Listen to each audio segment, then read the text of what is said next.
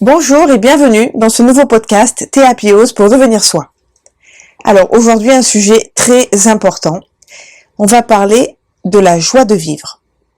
Comment retrouver ou vivre la joie de vivre et surtout quel est ce choix de prendre les choses avec cette joie de vivre. Alors moi ce que j'ai envie de vous dire, bien sûr ça ne concerne que moi, c'est toujours par rapport à mon vécu, à ce que j'ai pu vivre à travers toutes mes expériences qui font que je parle aujourd'hui de la joie de vivre. On me dit souvent, Nathalie, tu es quelqu'un qui a tout le temps la pêche, tout le temps le sourire, qui a toujours le mot pour encourager. Alors en fait pour moi, la joie de vivre, c'est un état d'esprit. Voilà, tout simplement. C'est de regarder le quotidien et de le voir en fait sous un angle positif. Alors c'est vrai que parfois c'est pas évident parce que il n'y a pas tout le temps une vie toute rose, mais ce qui est sûr, c'est que en modifiant cet état d'esprit, en voyant la joie de vivre plutôt que de voir les choses contraignantes, difficiles à vivre, toutes ces choses-là, eh bien c'est beaucoup plus compliqué le quotidien. Voilà, de ruminer sans cesse. Donc moi, oui, j'ai pris l'option de la joie de vivre depuis bien longtemps, quand j'étais même une enfant. Et c'est la manière dont vous allez percevoir les choses, en fait, qui sont autour de vous. Donc il faut modifier votre regard. Il faut arrêter les pensées ruminantes. Et tout le temps, et ceci ça va pas, et j'ai pas fait comme si, et je m'en veux de ça. Vous voyez ces pensées-là ruminantes qui sont vraiment épuisantes, nerveusement. Après aussi, c'est voilà, d'être énervé dans tout ce que vous entreprenez. Vous sentez agité, dans tout ce que vous faites, c'est quelque chose de fatigant, d'épuisant, vous avez la sensation de perdre votre temps. Quand vous faites la cuisine, ben, ça vous convient pas. Quand vous êtes en train de faire le ménage, ben, pareil. Vous faites les courses, vous êtes toujours en train de courir, les devoirs, c'est pareil. Enfin, vous voyez, quand vous êtes dans cette atmosphère d'énervement, d'agitation là, mentale, ben, ça aussi, c'est quelque chose qui démontre que ben, votre joie de vivre, elle est à zéro. Parce que vous prenez zéro plaisir, aucun plaisir à faire ce que vous êtes en train de faire. Donc, quand on peste comme ça tout le temps, eh bien, en fait, il faut dire stop. Il faut s'arrêter. Il faut tout simplement essayer de redéfinir votre rythme, de le redécouvrir. Donc, c'est un petit peu, j'arrête de courir, je fais une pause, je souffle, je vois un petit peu ce qu'il y a, ce qui va pas, comment je me sens, comment je me ressens. Et à partir de là, eh bien, il va falloir changer votre vision des choses et plutôt vous focaliser sur des habitudes positives, concrètes. Parce que souvent, on a des automatismes ou des répétitions dans nos vies. Hein. Le matin, on se lève, on prépare les enfants, le petit déjeuner, après on se prépare, on va travailler, peu importe dans l'ordre que c'est. Ces habitudes, ces routines qui sont pesantes, eh bien en fait, il faut les casser. À partir du moment où vous vous rendez compte que c'est quelque chose qui vous empêche d'avancer, qui vous empêche de sourire quand vous vous regardez dans le miroir, eh bien, c'est que cette habitude, elle est pas bonne, cette routine, elle est négative. Donc, il faut la dégager. Et qu'est-ce qui va vous permettre, en fait, de changer ça? C'est de vous recentrer sur vous. D'identifier vos besoins, vos envies, de ne plus faire les choses pour les autres, mais de les faire bien pour vous. Car choisir, c'est aussi quelque chose qui va faire que vous allez vous recentrer, trouver plus de plaisir, de joie de vivre dans faire les choses. Retrouver du plaisir, on va dire, c'est dans la façon de revisiter vos habitudes. On a tous des impératifs dans la vie, je suis complètement d'accord, avec des obligations et des devoirs.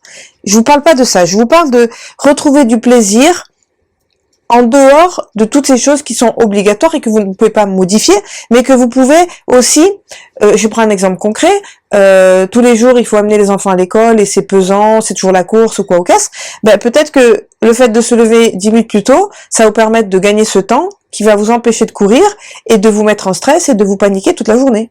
Et de vous dire, ben voilà, encore aujourd'hui je cours. Vous voyez, il y a des petites choses à modifier, donc identifiez vos besoins, vos envies, faites un check, on va dire, de tout ce que vous avez dans votre vie qui ne vous convient pas, qui fait que vous êtes agacé, énervé. Et pour retrouver cette joie de vivre, eh ben, il faut faire le choix. Et oui, c'est encore une question de choix. Le choix de la joie dans votre vie, dans votre quotidien. Retrouver du plaisir, donc revisiter vos habitudes, mais modifier ces habitudes pesantes de façon concrète, on va dire de façon simple. Comme je vous ai dit, tous ces impératifs, bien sûr, on les a, mais on peut les modifier. Et dans cette façon de faire qu'on modifie, eh ben, on peut rajouter de la joie de vivre. Intéressez-vous aux personnes à côté de vous. Arrêtez de ruminer sur le voisin, sur le collègue de boulot, sur les amis qui sont pas là. Voilà, choisissez la sérénité plutôt que l'agacement ou la colère. Vivez dans le présent.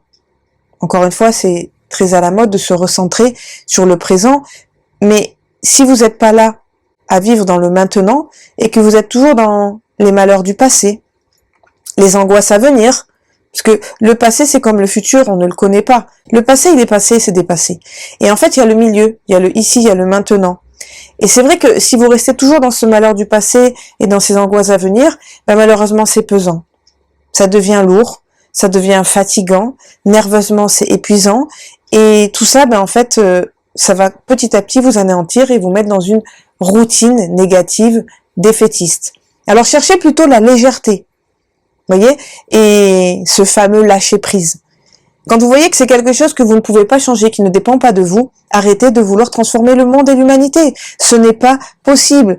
Et je parle en connaissance de cause parce que j'ai essayé pendant des années d'aider autour de moi tout le monde, de pouvoir leur permettre de s'épanouir, de se construire, de les motiver pour avancer, pour entreprendre, pour aller réussir.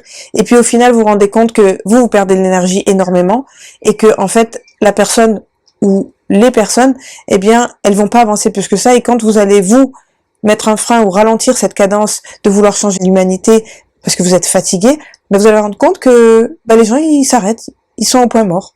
Donc vous avez perdu du temps, de l'énergie. Donc aujourd'hui, c'est pas être égoïste que de penser à soi, de se recentrer sur ce que vous aimez, sur ce que vous ressentez, sur ce que vous avez envie de vivre. C'est simplement que si vous vous ouvrez comme ça à une certaine forme de magie dans le monde, je suis sur cette planète, j'ai la possibilité de vivre ma vie comme je l'entends, je la vis, et forcément, si je suis bien dans mon corps, bien dans mes pensées, eh bien en fait, je vais dégager cette énergie positive autour de moi, et les gens vont aussi avoir un point positif à tout ça. Alors que si je m'oublie, je m'interdis des choses, je ne pense qu'aux autres, comme ça je ne pense pas à mes problèmes pour pouvoir exister, eh bien malheureusement vous êtes dans le faux. Et ce que j'ai envie de vous dire aussi, c'est que en tant qu'adulte, on a des responsabilités sur nos enfants. Et ça, il faut l'apprendre à vos enfants. Il faut l'apprendre, il faut leur donner cet état d'esprit, on va dire ce positivisme, je sais même pas si ça existe ce mot, mais bon, j'avais envie de le dire, à notre jeunesse. Voilà, qui soit alors, pessimiste, oui, mais réaliste surtout. D'accord? Il faut les encourager. Il faut leur donner un discours d'ouverture. Quand ils nous posent des questions, il faut leur répondre en étant clair et sincère. Il ne faut pas essayer de les protéger, les coucouner, les couver dans un monde irréel ou dans une prison dorée, parce que après, quand ils vont enlever leurs œillères, ils vont se sentir perdus dans ce monde. Donc, le monde est compliqué, la vie n'est pas facile, mais si tous les jours, on prend du plaisir à faire ce qu'on fait, si on regarde ce qu'on a autour de nous et qu'on va chercher de cette joie de vivre, ce bonheur au quotidien, eh bien ce choix que vous faites pour vous, vous le faites aussi pour les autres. Parce que vous allez amener votre entourage, votre famille, vos conjoints, vos enfants, à modifier cet état d'être, à modifier cette vision et à percevoir les choses autrement et de voir cette joie de vivre au quotidien, partout, en toutes choses. Et c'est ça qui est important, d'accord? Pour nos enfants, il faut les féliciter. Il faut les encourager parce que ça leur permet d'avoir confiance en eux, qu'ils deviendront des adultes respectables. Donc il faut vraiment leur donner les moyens de se dire que oui, j'ai des désirs au plus profond de moi, j'ai envie de les réaliser. Eh ben papa, maman, peu importe, tonton, un copain, une cousine, un éducateur, peu importe, il m'a donné cette lueur d'espoir, cette joie de vivre et cette envie de le faire. Voilà. Donc aujourd'hui, j'avais envie de vous parler de la joie de vivre. Elle est en nous et c'est un choix. Donc faites le choix aujourd'hui de sourire à la vie, de regarder tous les jours ce ciel bleu magnifique et de dire je suis en paix avec moi-même, de prendre des moments de pause pour vous, tout simplement pour vous retrouver, vous ressourcer. Et puis vous allez voir que vous allez augmenter votre potentiel joie de vivre, votre potentiel bonheur et que tout ça va faire que vous allez être beaucoup plus léger, légère, beaucoup plus serein, sereine. La joie de vivre est un choix. Faites ce choix maintenant devenez vous-même, tout comme Théapios pour devenir soi. Eh bien, c'est maintenant, c'est ici. Et je vous félicite à chaque fois d'aller un petit peu plus loin dans ce travail de développement personnel, de grandir chaque jour, de m'écouter. Merci beaucoup, ça me fait très plaisir, ça me touche, ça me flatte. Et en plus, ça me donne l'envie et la force de continuer parce que c'est quelque chose qui donne du sens. Vous voyez, j'arrive à transmettre, peu importe où on est sur la planète, à travers un podcast. Et je trouve ça fabuleux. Et j'ai envie de dire merci le Covid parce que sinon je me serais jamais lancée là-dedans. Donc vous voyez, dans toutes les situations de la vie, on a aussi la possibilité de prendre cette joie de vivre, de prendre ce bonheur au quotidien. Je vous embrasse très fort, prenez soin de vous et je vous dis à très vite pour un nouveau Théapios pour devenir soi.